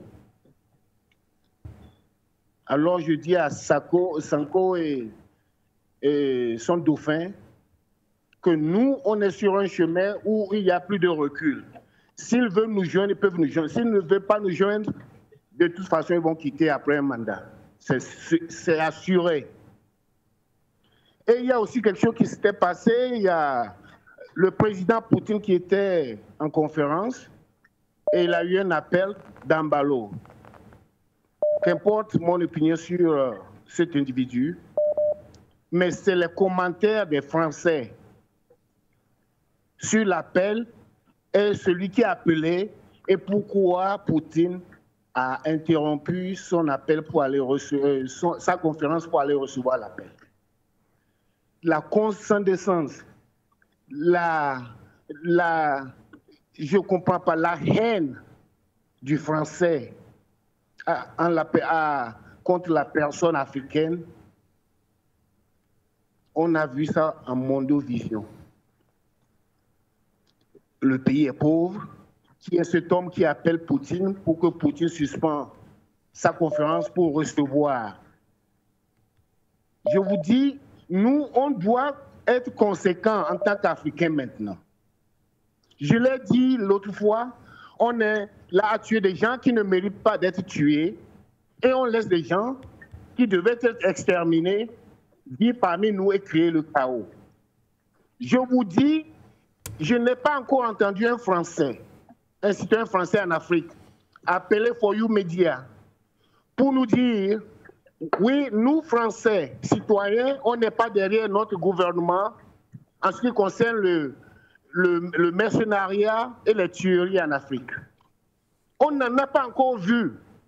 Et je vous dis, la self-défense doit être proclamée haute et forte. C'est tout ce qui nous est réservé naturellement. Je ne vais pas prendre toutes les minutes sur votre onde.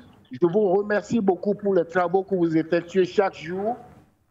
Mais nous devons être conséquents contre ceux qui nous font du mal.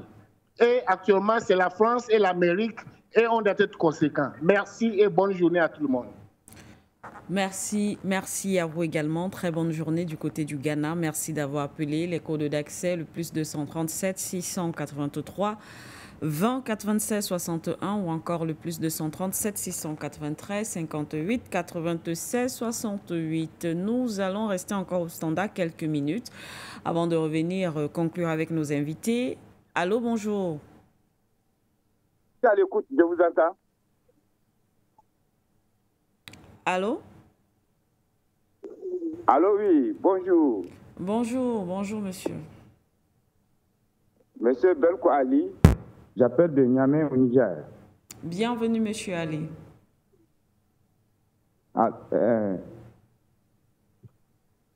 Allô? Oui, monsieur Ali, bonjour et bienvenue. On vous écoute.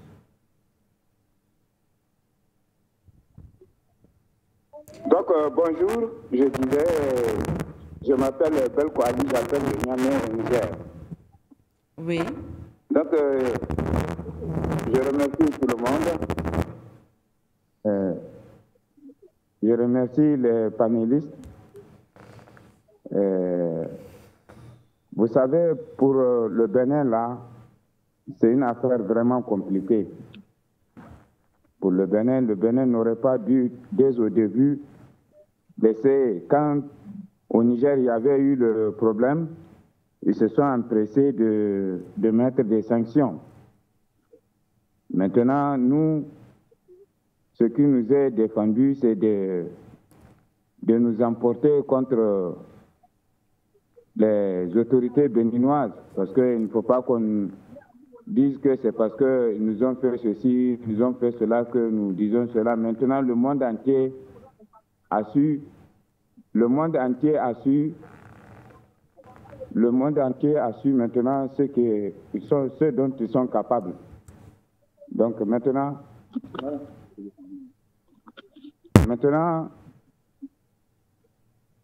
le monde entier a su ce qu'ils sont en train de manigancer contre l'AES.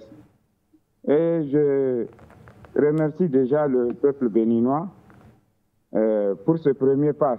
C'est comme ça, hein. C'est comme ça. Il ne faut pas baisser les bras. C'est déjà un point de gagné. Donc, c'est du courage. C'est comme ça, ça viendra. Nous-mêmes, quand on souffrait, quand il y avait eu le coup d'État, c'est spontanément que tout le peuple du Niger s'est levé pour apporter son soutien aux autorités du CNSP. Donc vraiment, nous vous remercions. Nous remercions tous les Africains qui se sont mobilisés en faveur des peuples de l'AES. Merci pour tout le monde. Merci pour toute l'Afrique. Tous les Africains. Tous. Les Camerounais, vous avez fait de votre mieux. Voilà un pays vraiment panafricain. C'est comme, on n'oublie jamais le Cameroun, le Ghana, l'RDC Congo qui a aujourd'hui ces problèmes. Nous prions beaucoup pour eux à cause de Patrice Lumumba, bien sûr. Les Ignobé, tous ceux-ci ne sont pas morts, ils sont vivants. On les voit à travers vous, Madame Siké. Vous vous battez de jour comme de nuit. Je suis un Guinéen. Nous sommes fiers de vous. Nous sommes vraiment fiers de vous. Merci, merci beaucoup pour tout ce que vous faites pour l'Afrique et pour les Africains. Linda Larbaoui, Ari Atangana, Dr Yam Timba, les 3A, celui qui vient de quitter le panel là tout de suite, Tapé Boubera. Vraiment, merci beaucoup pour tout ce que vous faites pour l'Afrique. Merci vraiment, vraiment, le peuple nigérien et le peuple de l'AS à travers moi, vous remercie pour tout ce que vous faites. Nous prions beaucoup pour les Béninois, nous prions beaucoup pour les Nigérians. Vous avez vu ce qui s'est passé tout récemment au Nigeria? Les militaires qui ont été sacrifiés, parce que ça c'est un sacrifice. Oui? Quand on leur parle, ils disent non, c'est pas comme ça. C'est comme ça les Français sont. Et puis mon prédécesseur vient de dire que les Européens, les Français n'appellent pas sur votre télé pour dire qu'ils nous apportent leur soutien. Non, les Français ne le feront jamais. Ils ne le feront jamais. Les Français et les autorités et le peuple français, il faut être clair, il faut le dire. Aujourd'hui, ce n'est plus rien à cacher. Il ne faut pas cacher certaines choses. Ils sont comme ça. C'est notre richesse, on prenait, on leur envoyait pour qu'ils mangent. Aujourd'hui, il n'y a pas ça. Donc vraiment, je pense que ils vont voir les conséquences après. Dans 2 ans, je vous donne 2 ans, hein, si l'uranium du Niger ne va pas et ça n'ira jamais. Jamais. Ça, c'est fini. Ça, c'est fini. Nous avons oublié. La souffrance, là, nous en avons oublié depuis le 26 juillet. Wallahi, depuis le 26 juillet. Les Nigériens sont fiers de leurs autorités. Nous sommes fiers, nous sommes dans notre pays, nous nous sentons bien. Et nous prions pour tous les peuples africains, pour la RDC Congo, pour les autres pays, les Nigériens, le Bénin, qui sont occupés par des malhonnêtes, parce que ces gens-là, ils ne seront jamais... Ce ne sont pas des humains. Oui. Ce ne sont pas des humains. Merci beaucoup, For You Africa. Merci beaucoup. Merci vraiment pour tout ce que vous faites. Monsieur Belko Ali, Niamey, Niger.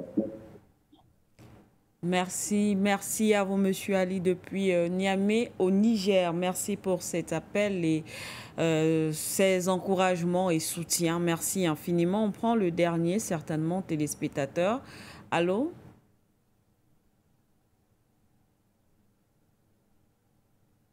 Allô? Ouais, c'est Sinare Ibrahim, à Ouagadougou. Bonjour. Bonjour, Monsieur Ibrahim. Oui. Allô? Ouais, bonjour. La famille, ça va? Ça va. Je salue tous les caméramans, les journalistes, les techniciens et les invités. Je veux remercier l'émission de hier. Et votre invité de hier, là, il y avait 4 invités hier, une dame avec Yam. Monsieur Ibrahim?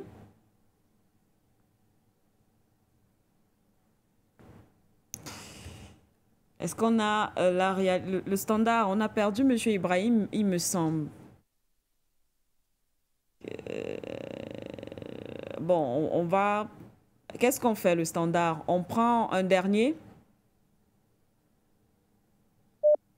On va peut-être prendre un dernier. Allô? Bonjour, Manuela Siké. Bonjour, monsieur. Bonjour à tous les... Bonjour à ma maman Linda Landari. Comme vous voyez, je suis tellement fier de For You Media par rapport à l'éveil de conscience des peuples africains. Et je voudrais saluer mes 4 champions, mes champions burkinabés, maliens, nigériens, avec le peuple de Centrafrique. Vraiment, c'est un peuple digne qui donne la voix de la liberté des Africains. Voilà un professeur, hein, un professeur qui a commencé à libérer l'Afrique. Voilà un professeur. Partout là en Afrique, qui ne veulent pas, comme les talents, qui ne veulent pas savoir que les peuples africains ont besoin de militaires. C'est eux qui créent le terrorisme en Afrique, le djihadisme, c'est eux. Que ces bases militaires partent, vous allez voir comment on serait libre. Qui alimente ce terrorisme? Avec du carburant, la nourriture, dans un forêt. C'est les qui? Ce sont les bases militaires. Donc, il faudrait que ces bases militaires partent. Franchement. Et je voulais dire à mes 4 champions, s'il vous plaît, mettez un accent dans vos combats. Parce que les combats ne se gagnent pas en 10 ans, en 20 ans. Voilà comment on a attaqué la Russie. Ça a pris du temps, hein? Ça a pris beaucoup de temps. Donc, vous pouvez construire votre pays, peut-être même en 20 ans. L'Occident ne va jamais laisser parce que c'est grâce à nous qui vivent. Donc, ils vont prendre tout leur temps pour revenir en force. Donc, vraiment, les 4 champions-là, quand vous faites votre pays, quand vous construisez votre pays, là, mettez l'accent à ne plus revenir en arrière.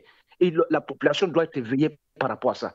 Parce que sinon, quand vous allez libérer peut-être votre combat, de dire que voilà, la démocratie revient, vous allez voir les démocrates que l'Occident va encore envoyer dans votre chemin. Venir reprendre tout à zéro. D'abord, l'autre l'a dit. Hein? L'autre, il y a un Français qui l'a dit dernièrement, hein? Je ne sais pas si c'est un général, que s'il y a un nouveau régime au Tchad, donc attention. Vraiment attention. Attention, quand je dis attention, vraiment, faites attention. Voilà ce que la Russie a eu. Ça fait au moins peut-être 60 ans aujourd'hui qu'on était en train de combattre, préparer tout pour les attaquer. Donc, vraiment, merci beaucoup à For You Media. On est conscient, on est éveillé. Ça va durer. On s'est réveillé comme ça. Là, d'abord, il n'y aura plus un autre retour en arrière. Comme on est parti, on est parti. Merci beaucoup For You Media.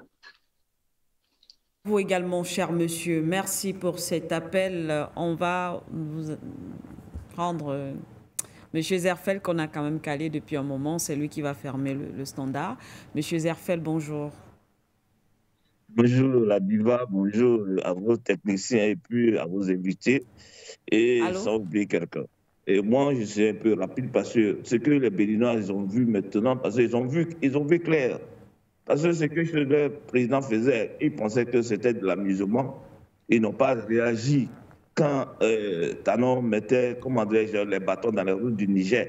C'est maintenant ils ont vu que ils ont perdu des soldats, c'est maintenant ils voient que comment dirais-je, il faut agir. Rien n'est dans ce monde-là. Ce qu'ils ont commencé, il faut qu'ils terminent correctement pour que la paix arrive dans leur pays, pour qu'ils puissent aussi coopérer avec ces autres frères qui sont autour d'eux. Alors, c'est pourquoi moi, pour m'arrêter, pour sortir, parce que vous avez plus de temps, moi, je veux dire au général Tani d'envoyer des bus aujourd'hui en Côte d'Ivoire, les ressortissants qu'ils ont déversés à l'ambassade là-bas pour qu'ils puissent les emmener au Niger. Ce n'est pas la peine de prendre ça d'une manière machère, parce que vous savez ce qui se passe aujourd'hui avec tous mon pays, avec leur comportement vis-à-vis de vous. Donc, ce n'est pas la peine de prendre ça au deuxième degré. Allez-y chercher vos ressortissants et puis les envoyer sans discussion. Parce que ça, c'est une provocation. Je sais que c'est une provocation. Parce qu'on ne peut pas embarquer des gens comme des bétails dans une ambassade qui n'a même pas été prévenu pour qu'ils puissent accueillir leurs ressortissants. Bon, c'est à vous maintenant d'aller prendre vos frères, les emmener chez vous sans aucune haine. Je m'arrête là parce que vous n'avez plus de temps. Peut-être demain ou ce soir, je pourrais bien en parler. Merci de m'avoir donné quelques minutes. Merci. Adiva. Merci à vous, monsieur Zerfel. On referme dans le standard et on revient sur le plateau pour conclure avec nos invités ce matin. Monsieur Aria Tongana, après les téléspectateurs. Et quelques réactions également. D'aucuns pensent que derrière tout cela, comme on a souvent vu, pas tout le temps, mais souvent vu dans certains États africains, derrière certaines manifestations, il y a de la manipulation, une volonté de faire tomber le pouvoir. Est-ce que cela peut être le cas pour le président Patrice Talon? Il y a toujours la possibilité d'avoir ce type d'interprétation, mais il faut quand même être plus concret. Oui. Parce que ça, c'est ce qu'on appelle du raisonnement aérien. Il y aurait une manifestation pour essayer de faire tomber le président Talon. C'est qui l'acteur de la manifestation? Oui. Qui essaie de faire tomber le président Talon? Est-ce que faire tomber le président Talon est un tabou? Ben non, si le peuple ne veut plus de Talon, que le peuple ait envie de faire tomber Talon, ce n'est pas un tabou, ce n'est pas interdit. Je sais pas, j'ai l'impression qu'on se met des tabous dans la tête. Non, le peuple n'a pas envie de Talon, le Talon ne suit pas le peuple, c'est ça qu'on appelle la volonté populaire. C'est la définition même du mot démocratie. Oui. Maintenant, vous pouvez implémenter la démocratie comme vous voulez. Je vous dis, les Africains ont toujours tendance à penser que démocratie, ça veut dire vertu. Non. Démocratie veut dire volonté du peuple. La démocratie est née, implémentée, je parle de son implémentation, à partir des révolutions, quand les peuples occidentaux, telle qu'elle est implémentée aujourd'hui, je rappelle en passant que ce qu'on appelle démocratie, dans les pays francophones et en Afrique, ce sont les copier-coller des systèmes européens, notamment français. L'élection présidentielle, au suffrage universel direct, nous l'avons pris en France. Je parle de l'implémentation de la démocratie et non son concept. Ne mélangeons pas les choses, je vais être précis quand je parle. Il y a un concept qui est un concept de la démocratie. Le concept de la démocratie, c'est la souveraineté du peuple par le peuple. On en parle depuis Platon. Ça, c'est le concept.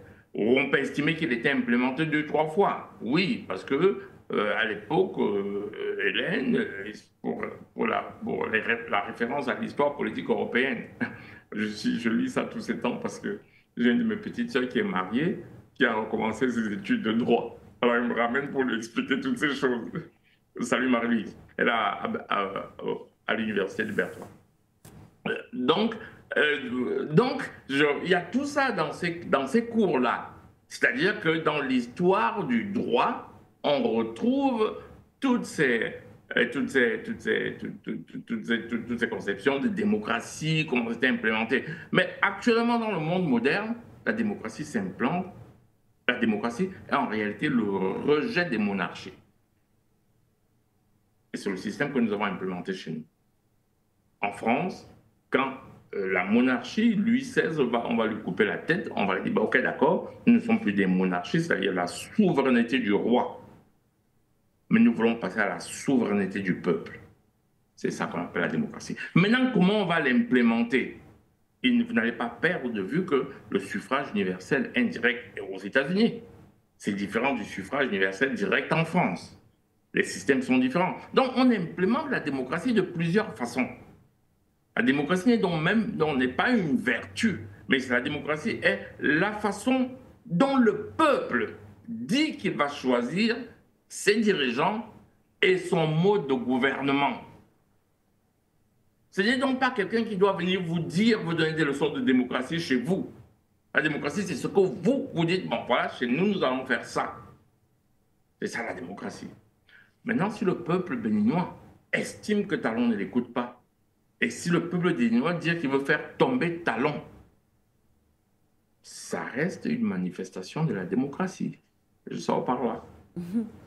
Merci à vous. Cela reste une manifestation de la démocratie. Madame Labaroui, peut-être toujours dans le même sens, parce qu'il faut le dire, il y a depuis ce moment-là des débats autour d'une sorte de manipulation de cette population dans le but de faire tomber Patrice Talon, qui, c'est l'interrogation. Mais à côté de cela, peut-être pour sortir avec vous sur la question centrale, est-ce que le président Talon va ou peut céder justement à cette pression populaire? Il n'a pas le choix. Il n'a vraiment pas le choix. Nous sommes en marche. Les choses se présentent très bien pour les peuples africains. C'est excellent. Et au moment où je vous parle, j'ai jeté un coup d'œil ce qui se passe à Gaza, où Netanyahou avait empêché les Palestiniens de retourner dans le nord. Et ben, ils sont également par milliers. Ils ont copié sur les Libanais hier. Mais les Libanais, ils ont pris ça d'où? Nous nous souvenons quand M. Assimi Goïta, on a voulu l'assassiner à la sortie d'une mosquée. Qui est parti le défendre? C'est le peuple. Et ben, qui est parti défendre aussi Ibrahim Traoré? C'est le peuple. Donc quand vous avez le peuple avec vous, personne ne peut vous faire tomber. Mais quand vous avez le peuple contre vous, il y a des éléments. Si ces éléments sont réunis également, vous avez dans ces éléments-là le peuple qui est contre vous. Oui, bien sûr qu'on peut vous faire tomber, mais très facilement. S'il y a quelques milliers de personnes aujourd'hui qui décident de sortir, que va faire l'armée béninoise? Elle va leur tirer dessus? Elle ne leur tirera pas dessus parce que l'armée béninoise, Eh ben, elle sait très bien, c'est une armée populaire. Elle sait que dans ces gens-là, il peut y avoir un frère, une sœur, un beau-frère, il peut y avoir quelqu'un de la famille. Donc les choses vont se retourner contre Talon, et Talon face au peuple béninois et pas face au peuple africain. Et l'esprit africain d'aujourd'hui, c'est un esprit qui n'accepte plus d'être soumis. C'est terminé, encore une fois, avec moins de 15 000 soldats, la France a dominé l'Afrique. Elle n'avait pas les moyens de le faire. Elle nous a dominés avec ce que nous appelons en Algérie les harkis, avec des endocolons, si on veut le mot endocolon, mais c'est avec ça qu'elle nous a dominés. Et M. Patrice Talon en fait partie. Il l'a mis en place encore une fois. La question qui se pose, elle est là. Donc si la France n'est plus là, M. Talon n'est plus là, il peut y avoir 15 000 talents. C'est terminé pour eux. L'Afrique est en marche. Maintenant, je vais attirer l'attention sur quelque chose. Oui. Le suffrage universel, peut-être qu'on ne le sait pas, mais les États-Unis, quand ils se sont formés, ils ont copié sur le système qu'il y avait dans l'Empire ottoman. Encore une fois, l'occidental n'a rien inventé. Il a pris chez les orientaux et il a pris des peuples africains puisqu'ils sont allés à l'Empire ottoman au niveau de l'Afrique du Nord pour copier le système qui a permis à l'Empire ottoman de dominer 33 millions de kilomètres carrés, ça veut dire 2 fois la Russie d'aujourd'hui. Ils n'ont rien inventé, on essaye de les copier. Alors quand on creuse un peu, ils ont tout pris chez les autres, en Afrique, en Asie, au Moyen-Orient. Voilà ce que c'est que les Occidentaux. La seule chose qu'ils n'ont pas pris chez nous, eh ben, c'est le pacifisme. Nous sommes des peuples pacifiques, c'est pour ça que nous n'avons pas développé les armes, on n'avait pas besoin des armes pour vivre. Aujourd'hui, ces casernes, c'est quoi? Ça représente les armes qui leur permettent de nous taper dessus. Une fois que c'est fini, et c'est ce que M. Talon devra comprendre. Où il se range avec les peuples et avec l'esprit souverainiste, africain et libre aussi, voilà. On peut être dominé, mais quand l'esprit est libre, il est libre. Monsieur Talon n'a plus le choix. Et puis sinon, on lui dira bye-bye, comme on a fait avec d'autres, avec Bazoum, avec Macky Sall et d'autres. C'est ce qui va lui arriver. Et merci. Merci à vous, Madame Labaroui. Puisqu'il nous reste 2 minutes, peut-être cette question. Monsieur Aria Tongana, peut-être pour répondre rapidement à cette interrogation, c'est vrai qu'elle visait un peu plus l'intervention de Tapé Groubera tout à l'heure. C'est un message de Baudouin qui dit « Moi, je pense que on doit laisser Monsieur Talon agir selon sa méthode. Il peut avoir sa méthode parce que les contextes sont différents. L'AES, le Bénin, ce n'est pas la même chose. Du côté de l'AES, c'était plus sécuritaire, d'où les actions assez, les actions rigides des États de l'AES. Le Bénin a peut-être sa méthode avec la France. Sauf qu'il ne nous a pas dit la méthode pour quel résultat, celui qui a posé la question. Il nous a dit le Bénin a sa méthode pour quel résultat. On n'a pas l'impression, si c'est pour quitter la néocolonisation ou l'occupation néocoloniale. D'accord, mais il ne donne pas les symboles de ça. Je veux bien qu'il y ait une méthode, et je suis d'accord avec lui que les méthodes ne peuvent pas être les mêmes, les pays sont les mêmes, les réalités historiques sont différentes. Là, on est d'accord. Mais la méthode, pour quel résultat? Pourquoi faire? Il veut faire quoi? On n'a pas de lisibilité. Mais maintenant, comme moi je dis souvent, si après on se rend compte qu'il voulait quitter la néocolonisation avec sa méthode, on va venir vous dire que nous avons fait de mauvaises analyses. Mais pour l'instant, comme je dis, c'est le monsieur qui a dit qu'il ne peut pas avoir de guerre en Occident. Donc on a tous applaudi, on a dit c'est un pacifiste. Sauf que le même là, quand il vient nous expliquer qu'il faut faire une armée, il est le premier à vouloir attaquer un pays africain, là on ne comprend pas beaucoup. Quand il vient nous expliquer, lui-même, il a fait le tour des capitales occidentales où il nous expliquait que les violences coloniales, l'esclavage, c'est ça du passé, le monde moderne, voilà. Il est en train de nous expliquer que nous n'avons pas besoin qu'on nous fasse justice. Ça veut dire que personne n'aurait le courage d'aller dire aux Juifs, écoutez, la Shoah, c'est le passé. Personne. La semaine passée encore en Belgique, on a accusé la société des chemins de fer belges d'avoir transporté les Juifs. La semaine passée, ça passait au journal télévisé. Mais personne n'est arrivé pour leur dire, bah, attendez, c'est quand même le passé. Hein. Pourquoi quand c'est les Africains, on commence à expliquer? Et c'est un chef d'État qui va dire, c'est le passé, voilà. Non, il n'y a pas eu de jugement. Il n'y a pas eu de jugement comme il y a eu à Nuremberg. Il n'y a pas eu de jugement pour les violences de l'esclavage. Il n'y a pas eu de jugement pour la colonisation. Nous sommes en pleine néocolonisation. Qui a jugé De Gaulle d'avoir imposé le franc CFA? Qui? Il est encore là. De quel droit je vais, moi, prendre ce qui m'appartient comme propriété intellectuelle, en faire la monnaie d'un autre peuple? De quel droit? Aucun jugement n'est fait. On est encore sous ces choses-là. Et quand vous êtes chef d'État, donc vous êtes supposé avoir un niveau à minima, et que vous ne tenez pas compte de ce genre de choses quand vous faites vos discours, et vous expliquez aux gens que vous êtes la Nouvelle-Afrique, mais vous n'êtes pas la Nouvelle-Afrique parce que vous avez mis, que vous êtes allé faire un grand sourire à Macron et qu'on vous reçoit à l'Élysée. Arrêtons ça. Allez lire Le Vieux Nègre et la Médaille, un roman de Ferdinand Oyono. Vieux Nègre et la Médaille, c'est qu'on te récompense d'être à l'Élysée avec un peu de champagne. Tu es heureux et tu deviens ce qu'on a appelé pendant l'époque des violences coloniales, l'indigène évolué. C'est comme ça qu'ils sont. Ils se contentent. C'est ça qu'on appelle les néocolons ou les endocolons. C'est les anciens indigènes évolués. Ah ben oui, dès qu'on le reçoit à l'Élysée, avec un peu de champagne, ben il est heureux. Alors là, si M. Macron lui a fait la collade, il est au ciel. Hein? Et là, non, c'est du passé. Bon voilà, nous avons un homme, ni dans les faits, ni dans sa façon de penser, ni dans ses dires, ni dans ses actions, rien ne nous renvoie l'image d'un Africain conscient d'être Africain, conscient de son passé, voulant faire des choses. C'est pas parce qu'on a retourné l'épée du Bénin qu'il a remis chez lui, d'accord, il y a encore beaucoup de choses à reprendre, c'est pas suffisant. Voilà. Donc, oui, si sa méthode est de sortir de là où nous sommes, d'accord avec lui. S'il nous explique que c'est sa propre méthode et que nous ne comprenons pas, d'accord, nous attendons les résultats. Puisque dans la question, c'est sous-entendu, oui, il va arriver au même résultat, mais avec sa méthode que nous, on ne comprendrait pas. Oui. C'est ça que sous-entend la question. Excusez-moi de faire des sous-entendus, vous savez que j'aime pas beaucoup ça. J'aime quand on me parle franchement, parce qu'à partir du moment où vous commencez à faire des sous-entendus sur les propos de quelqu'un, vous vous trompez toujours. Ouais. Mais là, j'étais obligé d'interpréter.